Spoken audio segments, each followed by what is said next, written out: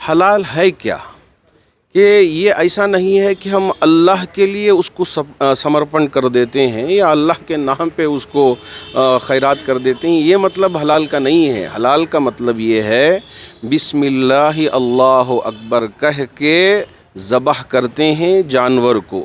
وہ جانور جس کے اندر بہتا ہوا خون ہو، جیسے بکریاں ہیں، مرغ ہے اور بیل ہے، بھینس ہے، اونٹ ہے، تو اس کو ذبح کرنے اور نہر کرنے کا حکم دیا گیا. اس سے کیا ہوگا؟ اللہ کے رسول علیہ الصلاۃ والسلام نے فرمایا کہ یہ جو خون ہوتا ہے اگر وہ اندر ہی باڈی کے اندر رہ جائے پھر اس کے بعد اس کو کھایا جائے تو اس سے مرض بڑھ جاتا ہے، مختلف بیماریاں پیدا ہوتی ہیں. اگر یہ خون باہر آ جائے، اب بعض لوگ کہتے ہیں کہ منڈی الگ ہو، یعنی سر الگ ہو جائے، دھڑ الگ ہو جائے، ایک ہی اس کو کٹ بھی کہتے ہیں، تو یہ نہیں ہے. اسلام کہتا ہے کہ اس کو وہاں بھی ریسپیکٹ کرنا ہے، عزت دینا ہے، تو ایسا ذبح کریں کہ اس سے اس کو تکلیف نہ ہو.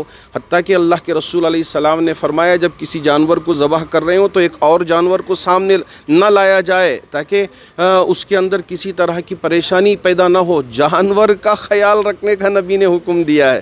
تو یہ ذبیحہ ہے جو اللہ کے نام پہ ذبح کیا جاتا ہے، اللہ کے لیے سمرپن نہیں کیا جاتا.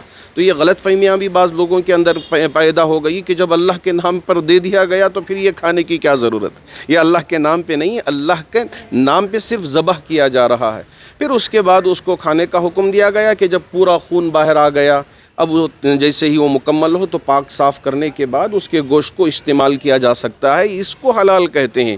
اب یہ حلال کو لے کے اب مختلف جگہوں پہ جانا کہ حلال پروڈکٹس ہے اس کو ہٹایا جائے، یہ کچھ لوگ ہیں جو نفرت کی آگ پھیلانا چاہتے ہیں. یہ بالکل چند لوگ ہیں.